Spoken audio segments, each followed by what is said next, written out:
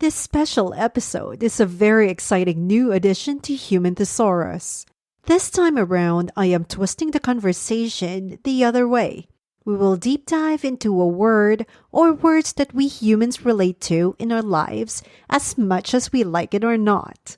This is a remarkable elemental experiment to offer you a wider variety of my podcast and what I wanted to get out of it just for you. Before we begin, I asked ChatGPT to write me a podcast intro. I followed its input down to its music suggestion. Here's the result. Are you ready to embark on a remarkable journey through the depths of the human experience? Welcome to Human Thesaurus, where I, Wish Ronquillo Peacock, your host and guide, take you on an extraordinary adventure. In each episode, I'll share captivating stories, personal insights, and thought-provoking perspectives. We'll deep dive into the profound moments that shape who we are, explore relatable rants that make us feel alive, and uncover the intelligent opinions and fascinating facts from a multitude of industries. Human Thesaurus is a celebration of the incredible diversity within each of us. Just like words with multiple meanings, we all possess unique views and personalities that make us who we are. So, join me. Sit down, relax, and let's indulge into the joy of eavesdropping on conversations that spark inspiration and ignite curiosity. Through this podcast, we'll expand our horizons, deepen our empathy, and celebrate the beauty of our shared humanity. Don't miss out on this extraordinary podcast experience. Tune in to Human Thesaurus now and embark on a journey of discovery, laughter, and connection.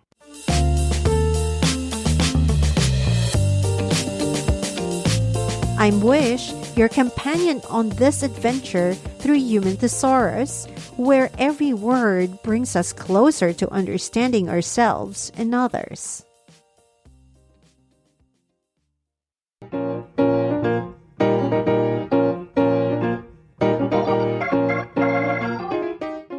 Welcome to Human Thesaurus Epitome Anatomy. This time, we tackle a word or several keywords that affect our lives to shape, distort, attract, dispel, and meditate among other facets of human emotions and observations. In this episode, our keyword is artificial intelligence. It is a noun meaning the theory and development of computer systems able to perform tasks usually requiring human intelligence, such as visual perception, speech recognition, decision-making, and translation between languages, referenced in the Oxford Dictionary. On August 31st, 1955, the term artificial intelligence was coined in a proposal for a 2-month, 10-man study of artificial intelligence submitted by brilliant American scientists John McCarthy from Dartmouth College, Marvin Minsky from Harvard University, Nathaniel Rochester from IBM, and mathematician Claude Shannon from Bell Telephone Laboratories. The workshop, which took place a year later in July and August of 1956, is generally considered as the official birth date of the new field. I reference this via Forbes.com article, A Very Short History of Artificial Intelligence by senior contributor Gil Press. I will have a casual yet satisfying conversation about AI perspectives while taking it to practical, layperson's terms with my returning guest from the last season, our whiz kid, the human AI Ray Chang. Also joining us is my guy BFF Jeroen Baron from Arnhem, the Netherlands. I miss him very much, who is a full-time teacher at, I don't know if my Dutch is still good, but I will try, at Hogeschool van Arnhem and Nijmegen, HAN University of Applied Sciences. Did I do it right, Jeroen? Yes, you did. Oh my God, yes. Okay, my Dutch is still okay. Luckily, the new name is the University of Applied Sciences, Han University of Applied Sciences. So it's more international than hogeschool. It's more difficult to pronounce. Hogeschool, but yeah. Hogeschool, yes. I love Dutch though, but I haven't been practicing because I haven't been talking to you in a long time. It's but not anyway, good for your throat. I still love it. Anyway, we will lay them out based on their career and life experiences, and note that this will focus on practical everyday people application of AI or AI understanding. This is my first multi-guest on this podcast, and I am adrenalized to do this. Just a disclaimer, this episode represents individual experiences and personal views. If you find our conversation sensitive or opposed to your thoughts, please remember that we are all uniquely ourselves. Nothing is intended to personally attack or cancel anyone by expressing their own opinions on matters of life. So stay in your own lane. We'll stay in our lanes. I want to give you short intros about my guests. My synonyms for Ray in connection for our keyword for today, artificial intelligence, are robot as a noun, computing as a verb, and responsive as an adjective. As for Jeroen, my synonyms for him about our keyword for today, artificial intelligence, are neuron as a noun, evaluating as a verb, and adventurous as an adjective. So let's welcome Jeroen and Ray. Hey, my name is Jeroen. The keywords in the artificial intelligence relates to me to the words misunderstood, evolutionary, and critical thinking for me. Hello, friends. My name is Ray. The keywords artificial intelligence relate to the words tool, progress, and adoption for me.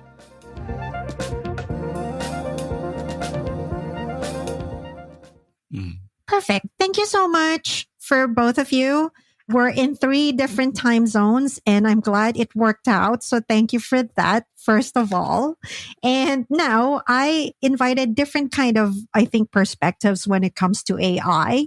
There are so many things. It's so funny because I think it's so in for us for a long time ago, for us, for the 3 of us, but most normal everyday people won't, I mean, it's hovering around, but not everybody's as aware as now because of the likes of ChatGPT coming out a few months ago, end of last year.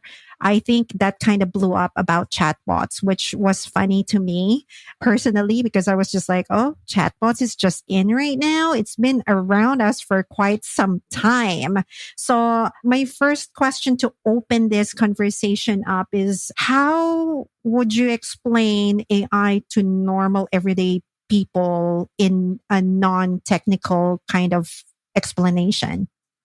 You want to give that a go, Ray, or? So, look, in my mind, it's another tool in the toolbox, right? It's the way I would explain it is it's something that you can use to produce an effect. The tool is very powerful when used correctly, but equally, it can be something that can often fail on you without you sort of realizing. So it's still a trade-off and a balancing act that you need to perform carefully when you're using a tool like this. It's interesting because that's exactly why it related to me to the keyword critical thinking. Like it's even more important to whatever the AI gives you as information, that to look at it critical. Like, is this true? Because more than using a search machine or books, people might more easily believe the thing that an AI comes up with. Right. But it is a tool you need to know how to use. So, I think I can add to that. Mm-hmm. So I guess one of the problems we've seen with ChatGPT specifically is that it's confidently incorrect.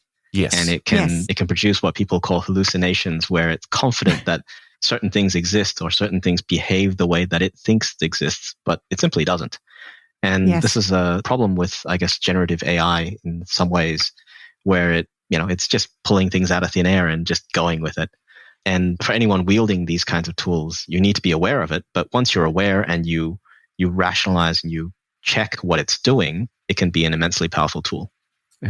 For sure. Yeah.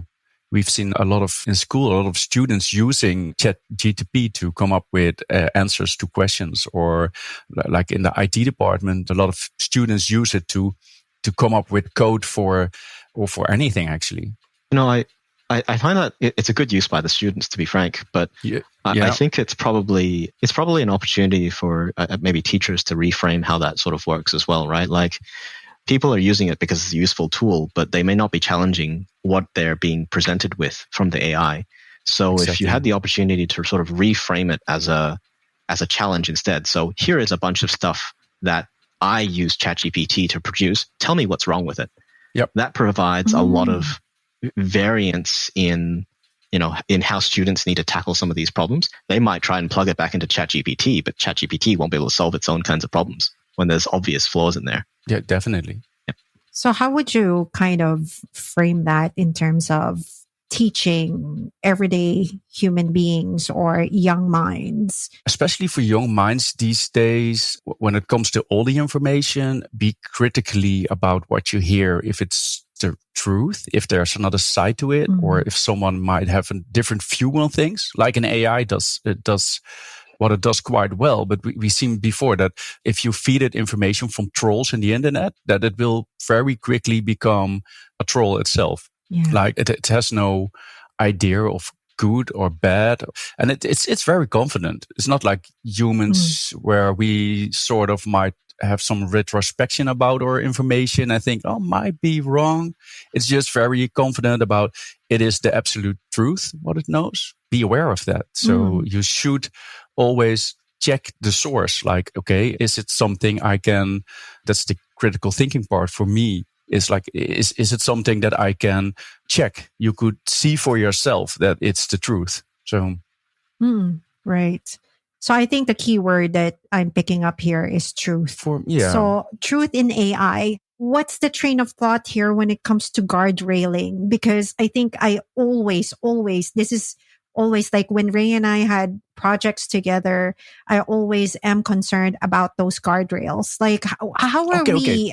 How are you, like people in tech right now? How confident are we that we're keeping up with all the guardrails to protect people from fearing AI? Okay, there's something in ChatGPT 4 that is better than in the previous version. It has a chain of thought. So normally when you prompt something, ChatGPT, and you say, okay, I give someone 5 apples, someone else takes 4 apples, how many apples are left? It gives you an answer. Like, okay, you've got 4 or 5 left. But in the chain of thought method, it sort of explains how it got to that actual number. So it would say like, okay, so now he has that many apples and this guy has that many apples. So he is left with, so it's more like, I think that's something with computers that if you do not know where the answer is coming from, you cannot really trust it. So it should have some chain of thought, like I use this information to get to this conclusion, because that sort of sets the answer in the right light, or in the right framework. Yeah. In the right framework. Exactly. Yeah, it's really interesting because people have been working on what I'll probably call computational intelligence for a long time. It's that logical thinking and framework and ability to structure, logical arguments. Like Wolfram Alpha, for example, has been doing that for decades now, and the collaboration there is really giving it a whole lot more power. When hunting for truth, what it really comes back to is the human ability to sort of do that critical thinking, right? Right. I think, if anything, it should make people sort of start questioning all the sources, like they should already, because, you turn on the TV or you look online, you don't just believe everything you read. You should be, parsing that carefully and, looking through the content and sort of understanding that. For people still building their education, that's an important skill to pick up. And given the rise of these kinds of technologies, it's just more important that they pick them up sooner. Right. But there are lots of misinformation, and people seem to be gullible what they hear or posted on Twitter or what Truth Social and all of these things, right? It's just, yes, it's still the human factor. That's what I keep on explaining on about this. It's always the human factor that still is the most reliable in how we're gonna safeguard the use and the further development of AI in our lives, and how are we going to embed them? Because at the end of the day, whatever we're feeding the machine, it's the results that's coming out of it is coming from us, not just from the machine that's learning all of these things. You could sort of like see it like, well, this might be a weird, but you could see it like a dog. A dog has no sense of good or bad. If you teach him it's good to bite someone and you reward it for it, then yeah, it will think it's good to bite another dog or a human. If you reward it for being kind or helping people, yeah, it will do that. So it's not really a good comparison. But if you tell the AI it's good to discriminate, yeah, sure, it will. Yeah. It doesn't have any sense of what's good or bad. We teach it what's good and bad. So if the wrong people teach it, it will have, it will tell you with like it's an absolute truth. It will tell you wrong information. I'm going to throw out a bit of an interesting one there. And I would actually say that humans aren't actually special in any way. We have exactly the same problem with people when they're raised in particular ways.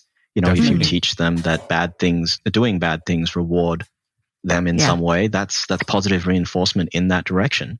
It's no different. And I would even say that like, we may not be all that special in terms of how we do that processing and thinking eventually, right? Like we haven't been able to replicate it yet, but in some ways it could be a matter of time. So I wouldn't even say that it's unique to AI. It's just that in the systems and cultures and, you know, the way that we are brought up, that a lot of that is stripped away because society itself reinforces those values. Yes. Yep. But are we, in terms of all of these, right? Is the world keeping up? Other industries are keeping up with the advancement of the technology in terms of ethics, in terms of legal implications. Are we keeping up really? Because I've been reading about this a lot. This is my passion, just like keeping watch at this advancement. But where are we when it comes to that? How confident are both of you in your observation? Well, we're not really keeping up with the ethics. I mean, when I was younger, there was no things as smartphones or cameras. I mean, I could do stupid thing and it would just, a few people saw it and would remember. But nowadays, everything is recorded, put in the internet, and it will be there the rest of your life. I mean, it's ethically, it's not okay to be confronted with stupid mistakes you make as a kid or as, I agree. So, I mean, don't think we're really keeping up. I would say that, you know, one way or another, society and life is moving faster and faster just because everything's becoming more interconnected. It might be true that we're not keeping up at all, but at the same time, we've got no choice. The cat's out of the bag with these technologies. It's actually more of a matter of, well, if here is some technological progress, the rest of the world will have to catch up and adopt and work out how to deal with it, even if it means coming up with creative solutions or taking things away so that you can go back to basics on how you teach people or whatever else it is. A lot of the ethical challenges lie in how some of these models are trained. So, you know, all the data that you can get your hands on, whether they really had the permission or not, is a big open question. Yes. But at the same time, even if someone went and tried to stop that from happening, cat's out of the bag. We know it's possible now. So it really is a matter of the world catching up and going back to Wish's point about guardrails, putting in whatever guardrails we feel is most appropriate, but then still progressing so that we can work towards, you know, one of those bigger, brighter futures where people can do less work and have more time to themselves. That would be nice. Yeah. Would be nice. It would be nice. That's right. So in line with picking this one up.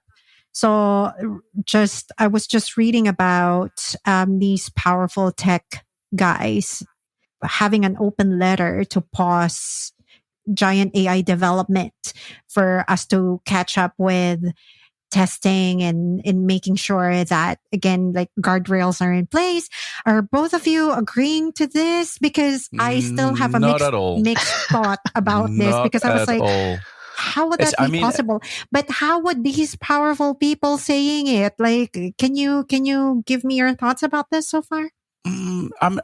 You shouldn't stop this at all. I mean, it's not really, it's not that scary. I mean, what we see at the moment, it's not really, it's what they call like small AI. It's narrow AI. That's the term they're using.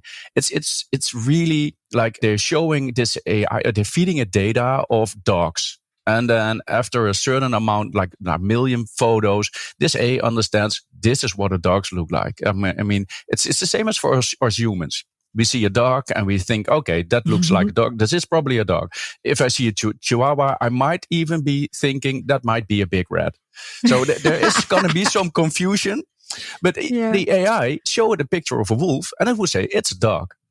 So it's really still quite narrow the way we're using it. And then you have like the AI would get, well, we should, at the moment, it's just at that phase. It's not really that it's exciting, but it's not really, it's not self-aware yet. It's not self-aware yet. I mean, if you would think about super AI, like maybe we have that in 2050, I don't know. It could be going quickly.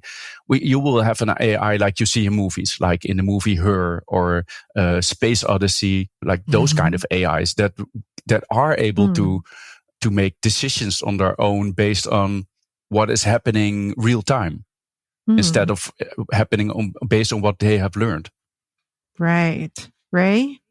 I find the whole concept of some kind of open letter pleading for people to suddenly pause development to be completely ridiculous and a bit of a joke, because no matter how much they plead, people are going to plow on with whatever else they can come up with, and lives are going to continue because, well, lives depend on it.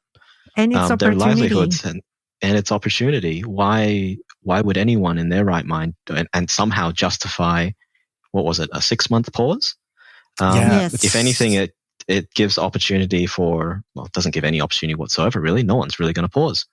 So I think the noise around that one really is just people trying to drum up media. More than anything else, really. It's just making noise.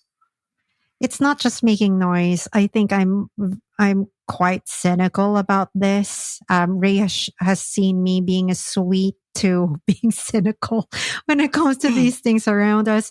I think they wanted to pause it because there are some organizations who wanted to keep up with OpenAI, what they're doing, because some of them are failing miserably at the moment. So I think it's for not just marketing or media reasons or exposure reasons. I think it's really more for their own gain.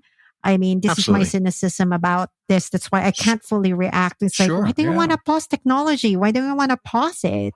I mean, haven't you seen it before? Because, we've been moving so fast. It's like, it's quite disappointing to me, actually, that they did this. And these bigger companies, like, I'm not an Elon fan, but all of these guys are wanting to pause this. I was like, you should be ahead. And now you're disappointing me. You're kind of telling me that you're not thinking ahead, you're not ahead, and you're the most powerful people in this world. Am I being harsh? No. I mean, the thing is that we've been in technology for a while, so we know this is not really something new. I mean, I bought the game 20Q. I don't know. Do you know the game 20 Questions? Yes, I bought like this small little box, runs on a few batteries, and it was invented by Robin Bergener in 1988.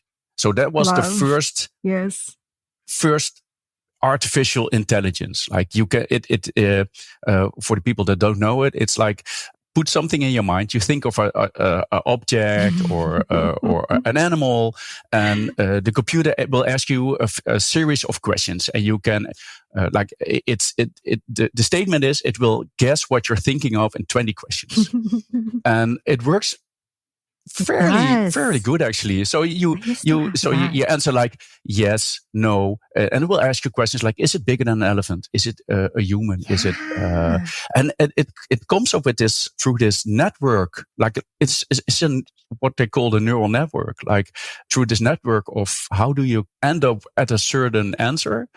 It asks you these questions, and usually it's correct. I mean, I've been asking it.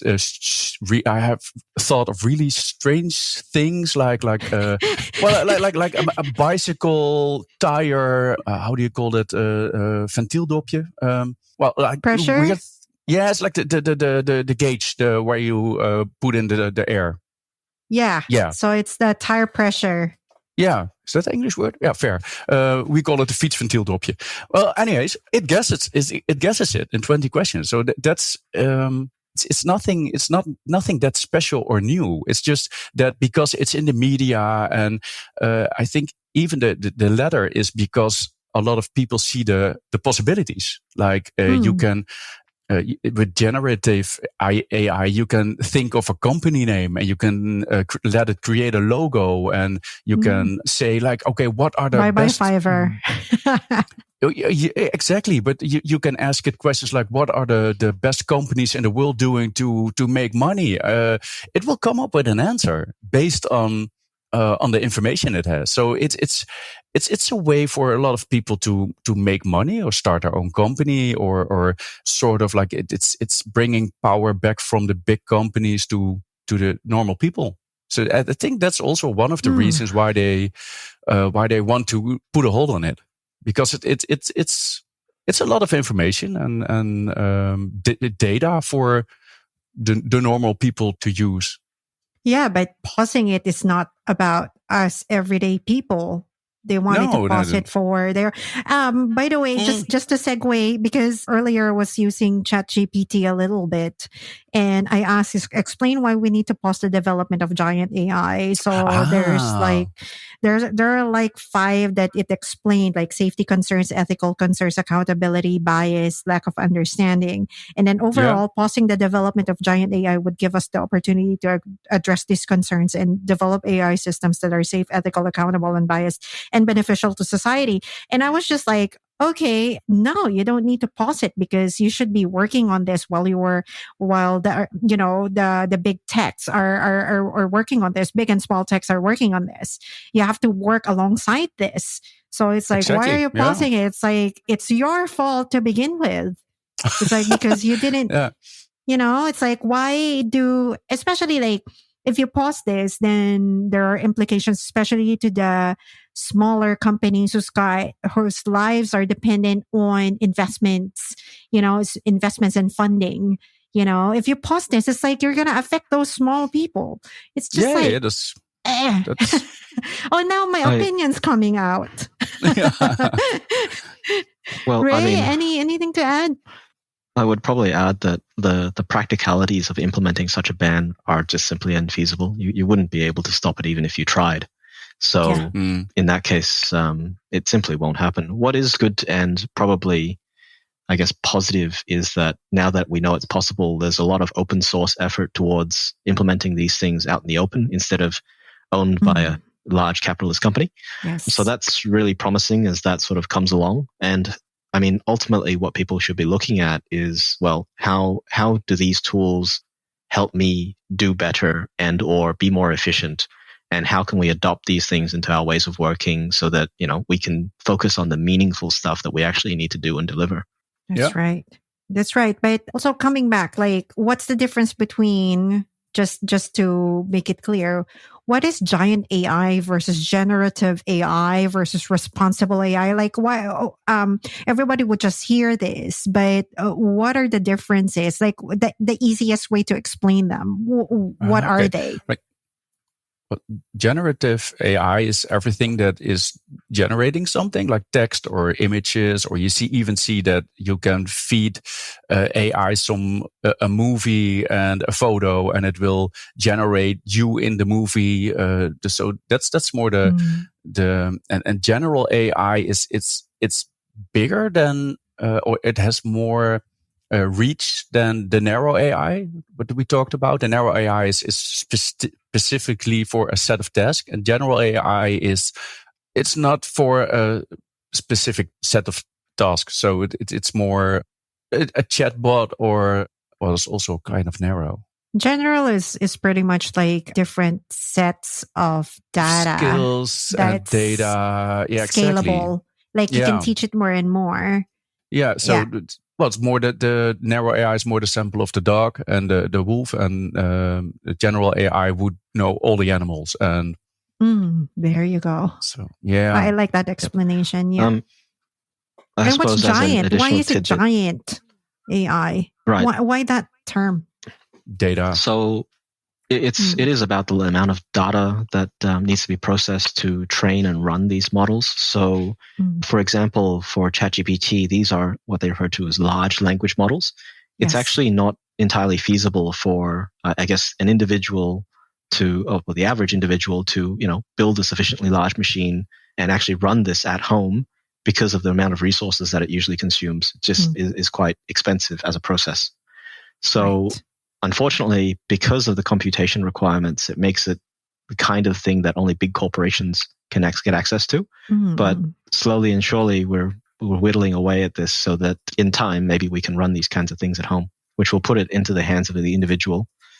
And that'll be interesting times, right? Like hypothetically, you could have a personalized ChatGPT that has access to all of your things in your control. So it has, your emails. You can compose emails using this tool, and it can help you do some of this, but you're still in control, not someone else. Google has been doing that already. Google is in charge of my life mostly. Yeah, but it doesn't really, it doesn't not feel like it, or it's more like it's still an assistant. True, but that's the brilliant thing about it, right? Because it's assistant. Again, it's all about semantics, right? But I know that it's taking over my life. I mean, it has taken over my life, and I let it actually, because we know how it works on the inside. It's convenient, yeah. Yeah. But these big. That's what semantics. That's what a lot of people, I think, are scared of. That like these big tech companies, they get to know too much information about us. But well, yeah, if they technically they could know where you are, with whom you are, they could record every conversation, what you eat, what you do. But it's not really that interested, and it's interesting for those companies, and it's too much data to do it for all the people in the world. I mean, yeah. Yes.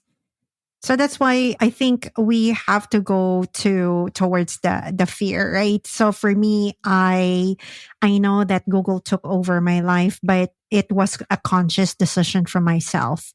I put my own guardrails. My passwords are so fucking long and so different from each other. I really went to a journey on doing that, but I put for my own security, so many guardrails for myself. So I consciously made a decision that yes, a part of my life could be taken over by Google because it's easier. So but I'm still taking charge as a human being on doing that. But when it comes to this fear, my question here, which is very interesting for me to hear from you, is like, what's the real logical thing that we have to validly fear about AI? Well, I think the biggest fear at the moment, I have you seen that was 2 months ago that all these artists on social media went wild on AI. Like, okay, it's AI has a learning model where it's getting all the data from the internet, but it's getting like my images and my styles or my music, and they're feeding it that data. And you can literally say like, I want an image in the style of artist. Like, I want a painting in the style of Van Gogh. Well, he's dead, so he probably doesn't matter. But it's for those kind of AI, it could kill creativity. Like, why if I'm a company and I'm not creative and I need something creative, I could pay an artist and I could say, well, there's a generative AI, design my logo in the style of that artist. Well, that would be nasty. That is nasty. I'm kind of offended by that one. So that's why if you feed it data, and I know one of the AI says we're only feeding it our own data or own data sets. But if you use data freely available in the internet, which are usually showcases of artists, you should pay them for feeding that information into the machine. And if you sell anything or create anything using that data, they should get a fee for it. They should get royalty from it. Exactly. So that's one thing I think if you're not an artist, you shouldn't have to fear this. But if you're an artist, that's something you should fear at the moment. Right. Ray, how about you?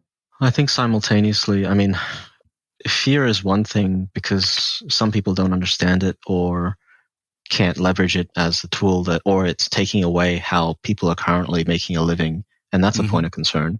Yep. Yes. Equally, when used as a tool, it can help you be more creative because it can incorporate other things, other ideas.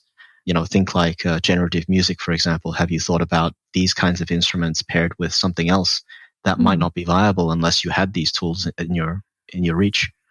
I think what people are experiencing is a challenge. It's a challenge to how they currently do things or the way that they operate. And that's scary, right? Because when people are comfortable, they like doing what they're currently doing. But when something like this disruptive comes along, it challenges them on, well, how are you going to make this happen now? Or what are you going to have to do different? And that's something that people have to overcome. I think that's where the fear comes from. Yes. I agree that ethically, like sucking up everything on the internet and using that as training data is a bit dubious. But at the same time, as we were saying earlier, cat's out of the bag. People have done it now. So yeah, true. It's already. You can try and reconcile that, or you have to try and work that out, right? Yeah, yes. You have to unlearn it. Not necessarily unlearn, right? Like further development. Okay, so we've got this extreme and we're stealing. It's now the mass opinion is like you're stealing from artists. I kind of felt affected by this because my book's cover artist, her work has been regenerated differently and she's not credited, and she really felt so bad for it. And she really, really emotionally felt bad for it, and I felt bad for her. So I think it's really more of furthering how, okay, now we went overboard. How are we gonna make it fair? How are we gonna fix it? But how ethical are these developers developing it? That's the question. But I think these artists should make them accountable as well, as a whole, as a society. So I think there are more than enough outspoken people out there who could make these companies accountable for what they're doing.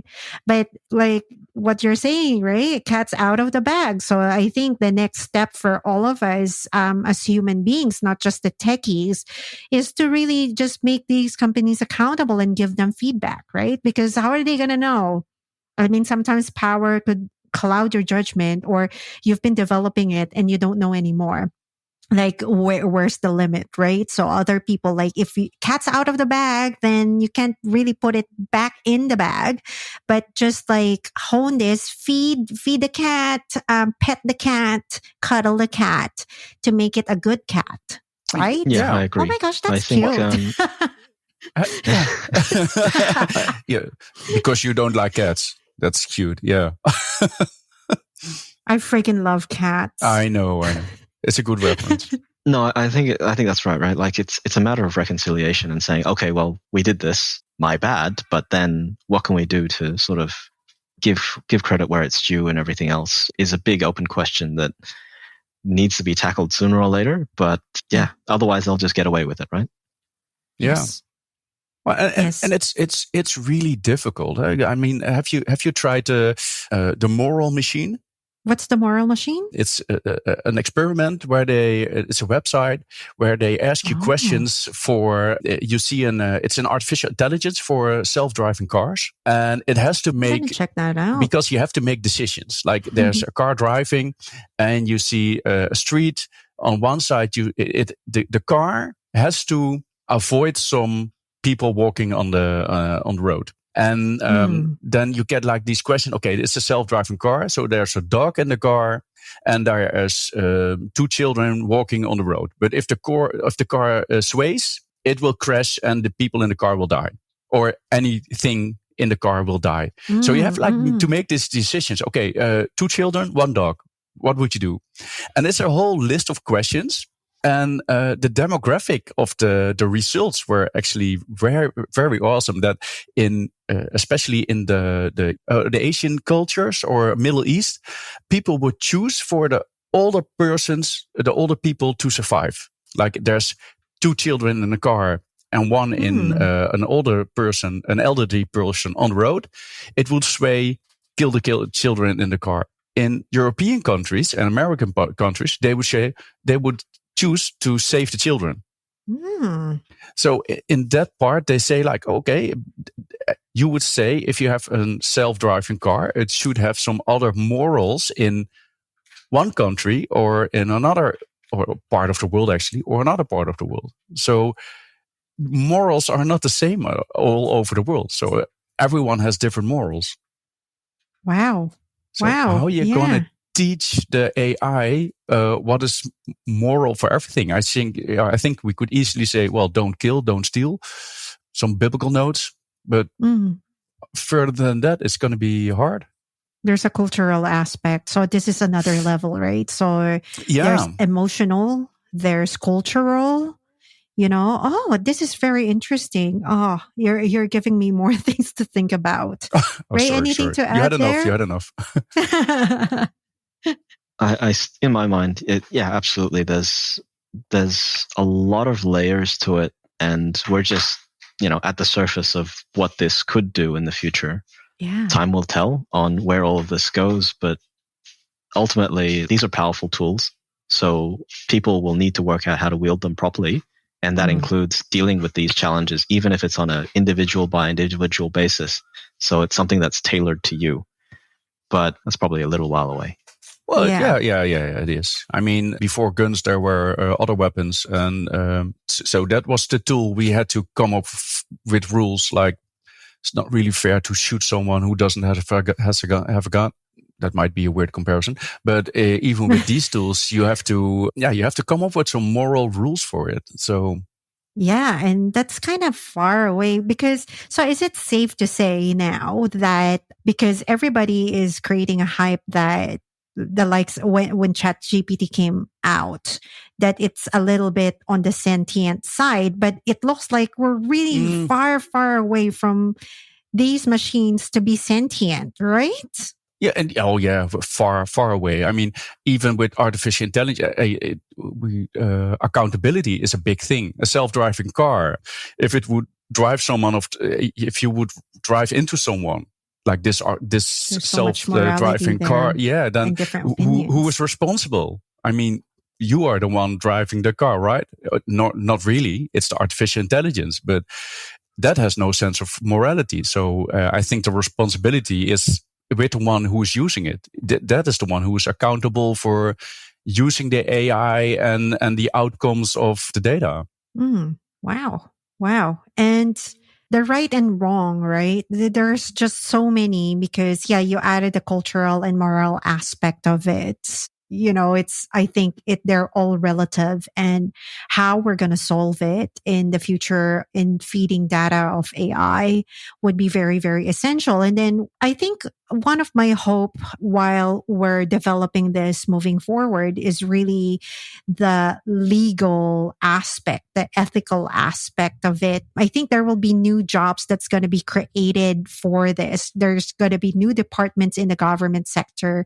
I think there are more sectors that are opening up, but I think it's going to create new jobs to tackle these things. But I just hope these big techs or even the small techs are going to, alongside when they're developing this quite quickly, that they're going to put people there who's going to make themselves accountable and can keep up with the security of how everything is being built for us to also, as human beings, to feel safe, right? Yeah. I mean, having the right skills and expertise to sort of curate some of this is is actually incredibly difficult and would be quite a niche skill set. Just because, as we said, it's tailored to individuals, to cultures, to everything else. So, in some ways, we may not be able to put this thing, we may not be able to confine it in some ways, but hopefully, by the time we develop something sufficiently complex, we'll have enough wrangle on it that in the worst case scenario, you can manage to pull the plug and then try again. True. Well, if that's something I've heard in this other podcast is what they said, like that might be a scary end. But if a machine would ever become conscious, like it would have a sense of self, it would never let us know, because we would be able to shut it down. So it would never say like, "Hey, can you please shut me?" Because I know you will shut me down if I say that if I'm self-aware. So it would never tell us. And if it would, well, that's still stupid. But that's the thing, right? Because I think I could safely say I'm playing around the new chatbots, and I still find them as robots. I still find them as non-humans. They're smart robots, and they might pass the Turing test. But like I tried to play 20 questions with ChatGPT. So I said, I'll think of something, you guess. That works. And then I asked it, like, I want to play 20 questions with you. Can you think of something like a subject or an animal? Then it would respond with, I'm thinking of a table. No, I want to play 20 questions with you. And it just doesn't understand the concept. If I ask it, it doesn't understand the context of the question. Like, I want to play a game with you. It's 20 questions. So you have to put something in your random memory. Do not tell me what it is. And maybe at ChatGPT 4, it might be working, but maybe, but that's comforting in a way, because I'm asking it weird questions too, but it can't answer me, and I'm happy that it won't answer me that way. So that's comforting, because even if you say, for me, it's not a minus that it can't be all that we wanted it to be. And that's good. That's good. That means that there's conscience with people who are making it better, especially like OpenAI. It's highly funded, but it's still independent in its own way. So yeah, I find comfort in that I still feel that I'm talking to a robot. Yeah, definitely. I actually think that shortcoming is just some scientist or engineer on the other side still scratching their head on how to get it to work. And we know that. That's what I love. And yeah, the funny thing about chatbot as well, this is a stupid question, so please indulge me. How the hell did chatbot become famous in the past few months when we've had it for so long? I mean, Ray and I have been developing a lot for different clients, and that's what's good about a lot of online shopping that you do. Hi, how can I help you today? On the right bottom right side, there's always chatbot, but it blew up so much. What resonated with the mass market this time? A lot of news articles, social media attention. Yeah, it became a brand at its own, ChatGPT, I guess. I mean, maybe in a few years we won't be saying we're Googling something, but we're ChatGPTing it. I don't know. I don't hope to. No, please. Let not cut this. Just cut this out. Cut us out of the bag. No, cut it out of the podcast before anyone picks it up. No, but it's one big difference in ChatGPT is that you can ask follow-up questions, and that chatbots usually do not allow that well. Like, did I help you? No, and you have to start your rephrasing what you said. And that's one thing I like about ChatGPT. I mean, I've been generating code with it, and then you just ask, I want that algorithm, and it shows you an algorithm. No, I want it in another programming language, and it translated. No, I want you can just add things to your previous questions, so there's a follow up. So it feels more like a human conversation than with other chatbots. So historically, other chatbots were actually basically wired by humans, right? The AI in the chatbot was in the natural language processing in interpreting what a human was saying into words to be able to run through some decision trees on where the conversation was going. Yep. ChatGPT's significant innovation was tremendous amounts of data, use of newer models to try and generate coherent sentences that still took interesting turns, and was sufficient that it had a breadth of knowledge. You can go and query it on niche details about soil science, for example, and it will try to generate a coherent response.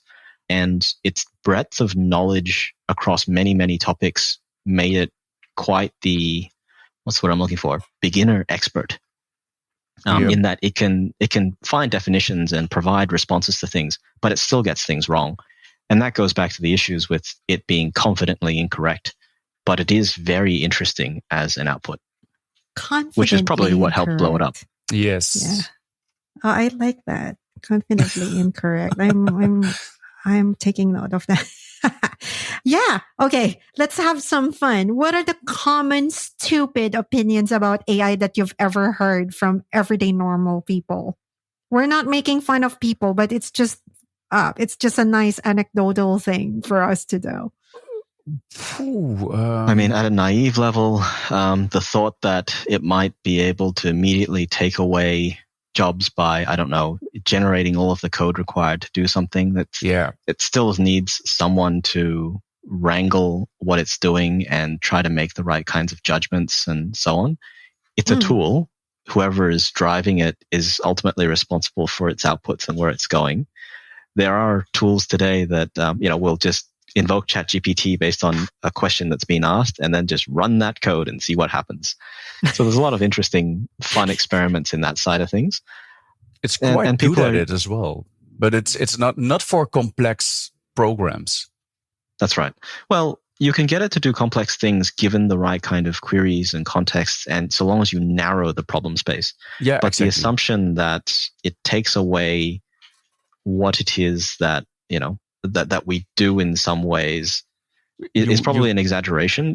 You could not use a prompt like, I'm starting my own bank, write me some safe software. Yeah. That would be nice. Can't you? Challenges the status quo. Try it. Yeah, I would say what it does do is it challenges the status quo and how a lot of people do their work. And artists are at risk, right? Like, people spend painstaking hours and days and weeks developing art in their own style and so on, and machines will readily gobble that up and spit out variants of it. The question will be how do you then adopt AI into your workflow to push that forward? So, I mean, if the question is about stupid responses, I think overcoming that fear is probably the serious thing to do. And then working out how to sort of, adopt that into your ways of working. Yeah.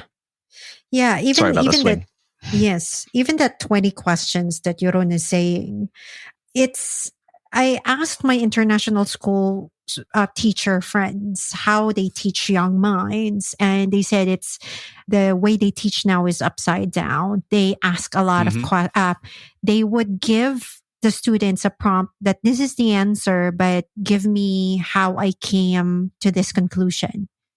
So now the 20 questions are coming from the young minds, not the other way around, like the way we were taught when we were kids.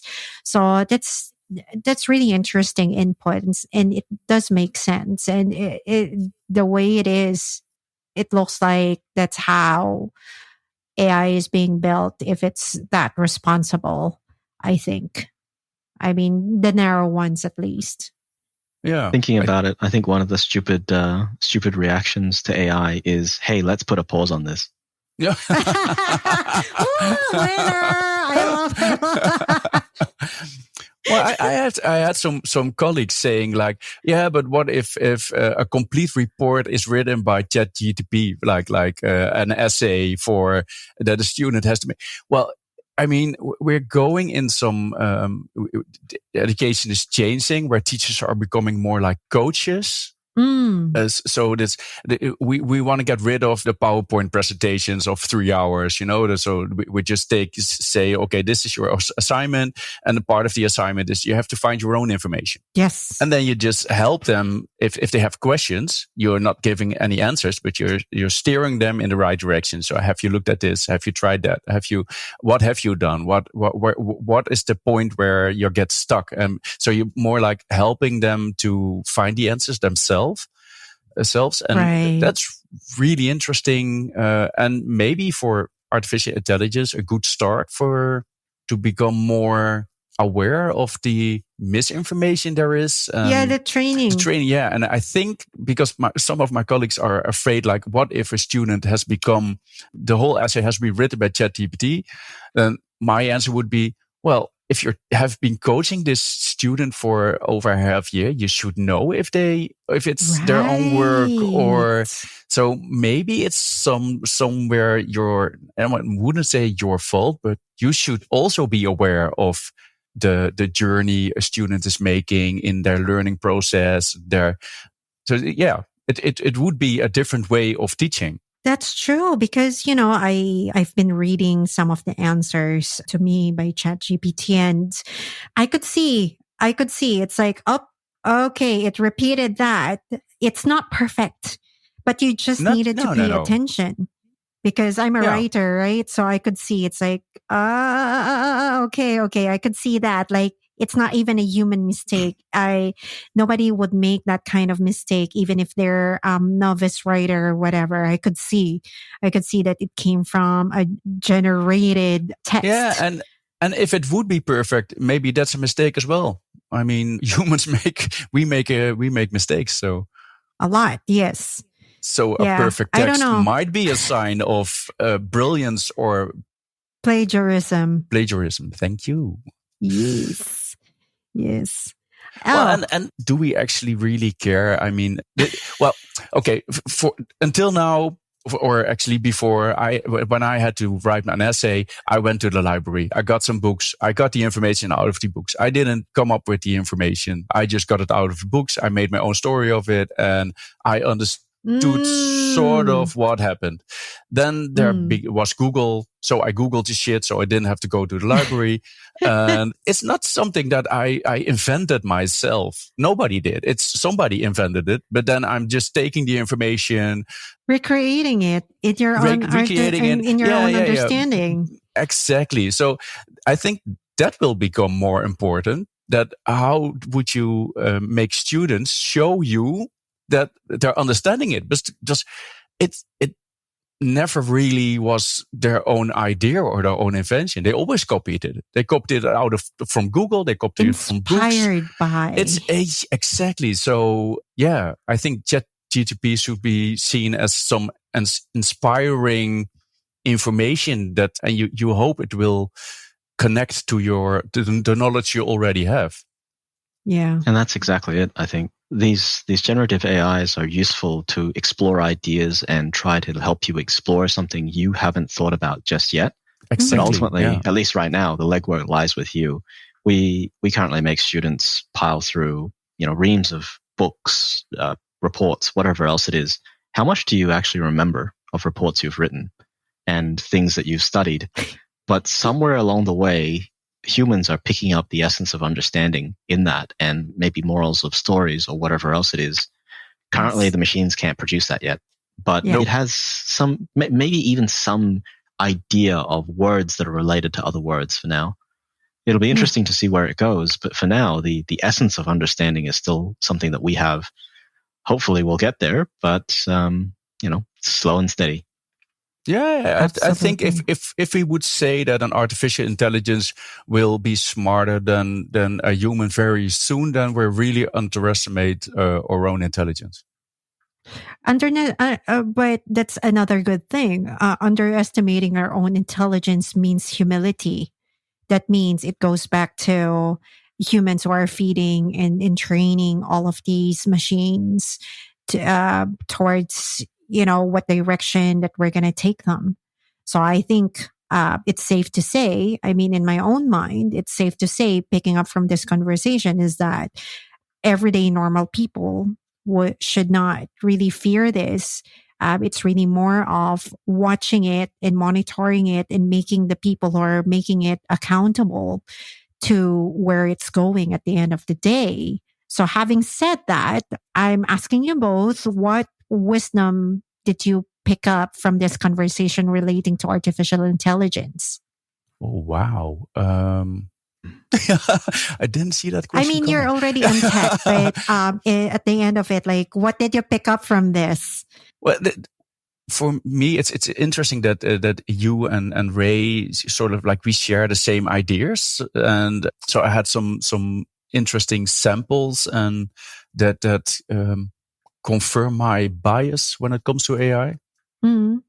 And Ray, I think the problem that we have is that the ethical dilemmas are still unresolved, and there's actually no horizon where we see that being solved anytime soon.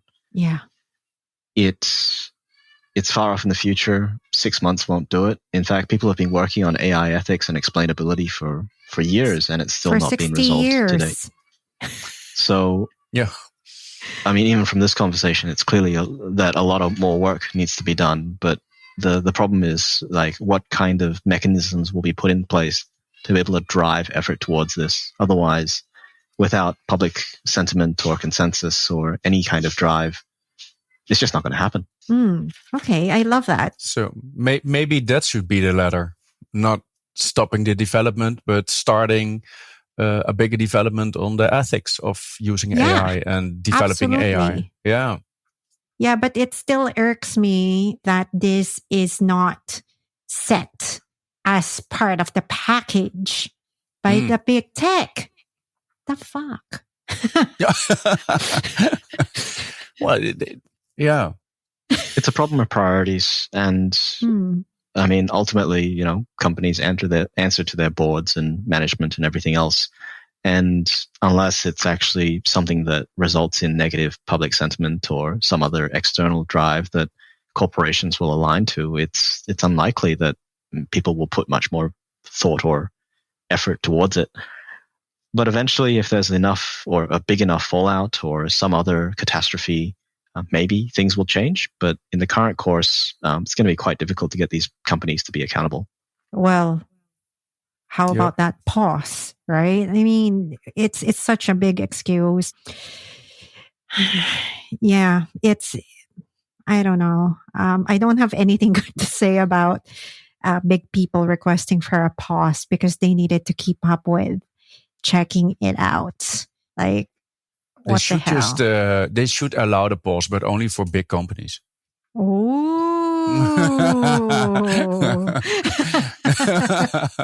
Like small developers, go ahead. Yeah, and it's like, big companies, no. Yeah. But they would just start a new small company, split it up, whatever. I mean, and whoever signed up there, you can pause. Yeah, and who's gonna control the pause? I mean, it's gonna be. They're gonna go. I mean, there's no stopping it, and the public is not gonna see it anymore. They're not gonna go public with their new discoveries. So that's the only thing that you're gaining from it. So true. If they're gonna pause it, there are a few. Not companies. There are a few organizations like IEEE's Ethically Aligned Design Framework or the Partnership on AI. So they have set of ethical principles. So if they're going to pause and these organizations will take on it, that's a huge, huge job. And 6 months is not going to cut it. Why can't it just be concurrent, right? Like, I don't know. There's something more to this story. Maybe Always. It's going to come out, right? Yeah, let's hope so. Oh, well. Whatevs. In the end, it's whatevs. Yeah, let's not start the conspiracy theories about AI. No, we're not going to get into that. Anyway, okay. So let's still be on facts. In closing, what are the 3 main words that you picked up in this conversation? Well, ethics. Definitely big part of things. Trust or the critical thinking, like don't believe everything you hear in the media, and definitely don't believe everything ChatGPT says or any other artificial intelligence, because it's still not, because intelligence is not a skill itself. It's the efficiency of learning being able to learn new things. So don't be too afraid, and it's just a machine. Yeah. I want to say something around cat out of bag. It's the nature of human progress and development, right? Like, we're moving forward, and new things, new technologies are coming out day by day. So it's going to be challenging. And I start wondering about, well, what's it going to be like a year from now, 2 years from now, 10 years from now? And the only thing that sort of, the only constant is change. And our ability to adapt to change is currently second to none. So keep being humans. That's kind of what it comes down to, right? We can adapt, we can adopt, and we can use these tools to our advantage. The question is whether or not we use it in positive or negative ways. And, well, we're in control of that. So we just need to drive in a particular direction. Totally. For me, it's really the truth, challenge, and adapting. And at the end of the day, there's always a human factor to all of these things that we're creating. At the end of the day, it's humans who will be held accountable for all of these things, not the machines. It's us, how we create this world and how we created the world. Because if you look back 10 years ago versus now, there are so many things that developed, and for the good and for the bad. And sometimes what's bad that I see may be good for other people, like TikTok or something. But so it's still the human factor. About that. Have you seen the court in America about they want to ban TikTok? Like what? Like Facebook is any better or I don't know. Anyways, man. I mean, that's politics. Politics versus technology too. Oh gosh. Yeah, it's a lot of politics. I mean, but something interesting that there's this futurist Ray Kurzweil. It's a Ray, and he said by 2040, non-biological intelligence will be 1 billion times more capable than biological intelligence, aka the human race. Okay. But it's still coming from humans. Exactly. And then he has another prediction, which is interesting. He said by 2045, we will multiply our intelligence billionfold by linking wirelessly from our neocortex to a synthetic neocortex in the cloud. Oh, all I care about is that in the near future, at least in the next 50 years, that we can defy physical aging. Because I want to live a little bit longer. Yeah. Well, that's on a whole different podcast. I know. Yeah. They're working on it. They've had some rats living longer than expected. So might be testing on humans soon. Yes. So any final words? Try the moral machine if you think morality in AI will be easy, and don't be afraid. Yes. Afraid, be not. Be not. Just enjoy new technology. It will come. New technologies will exist. They will develop. That's what we do. Yes. I have been meaning to work on neuroscience, so that could be pretty interesting. Oh wow, yeah. The thought about, moving forward and adapting to change, I think is essential, right? Like, driving forward and making progress and trying to drive towards that bigger, brighter future is something that hopefully everyone's sort of striving towards. That might be a day at a time and just trying to make ends meet, or that might be planning ahead decades so that you can have the anti-aging technologies to live just that little bit longer. I would say that there are many billionaires currently looking at that kind of technology and wondering how they could make that work. So maybe that'll work in your favor there, Wish. Yes. But optimistically, as a species, you would hope for a bigger, better, brighter future, not so much the dystopian stuff. That's true. And also, last thing is upskill, carve a niche and think about the future of work.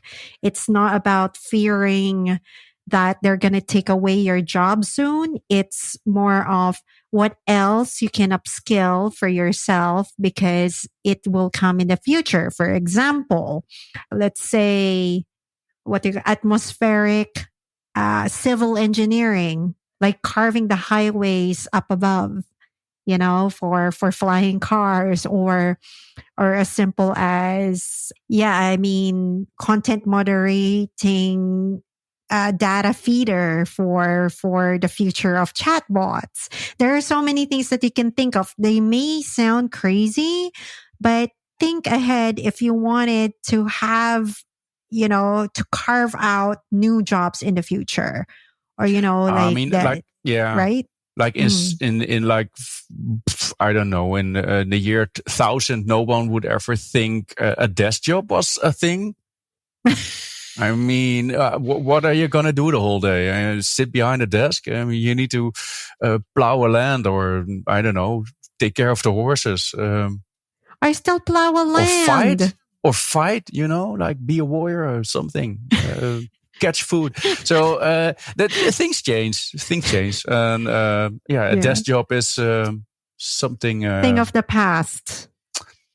Not sure. Techies are still doing that. It's literally it's a desk job. It's not a thing of the past, but yeah. It's not a thing of the past, but it's just something. Some jobs you're gonna have a future as a desk. Yeah, you have a future sitting on a desk again.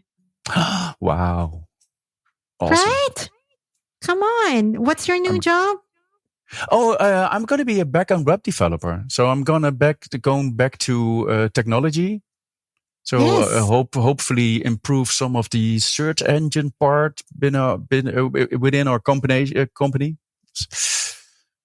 Yeah, congratulations. So see, that's a desk job, but but the definition of a desk job right now is different, right? It's just really just working on a desk. I'm going to be using a lot of ChatGPT and artificial intelligence for sure. Then we can talk about it sometime, some other time, some more. Like probably 2 years from now, we have to review this, the three of us. Don't you think? I wanna automate my complete job. Yes, autocomplete, autocomplete your job. Yeah, exactly. Just don't tell anyone.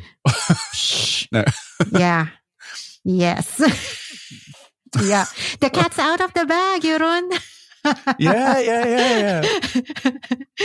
Oh, well, okay. Thank you so much for sharing your thoughts with me and everybody else who's listening. Thank you very, very much for your time. This is such a very productive, very wonderful conversation. So thank you so much. Yes, thank you as well for hosting. Thanks, Ray, for your insights. Thank you both very much.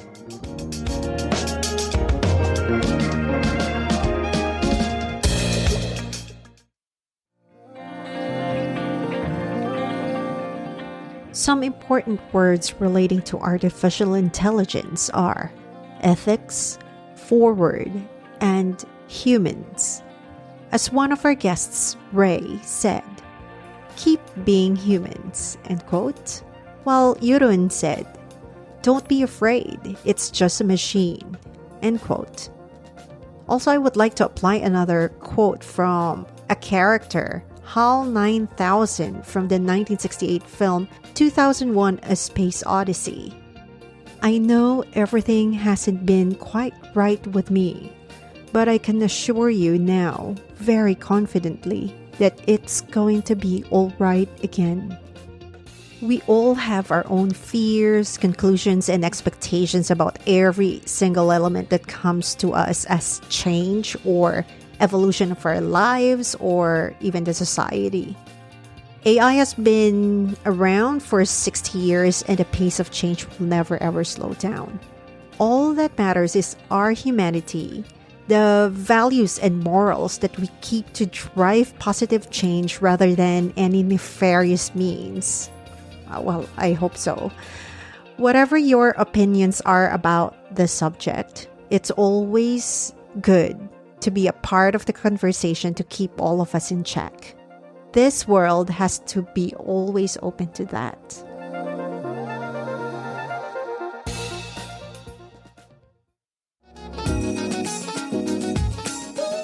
Thank you for listening to Human Thesaurus. Please help me rate and subscribe because your support means a great deal.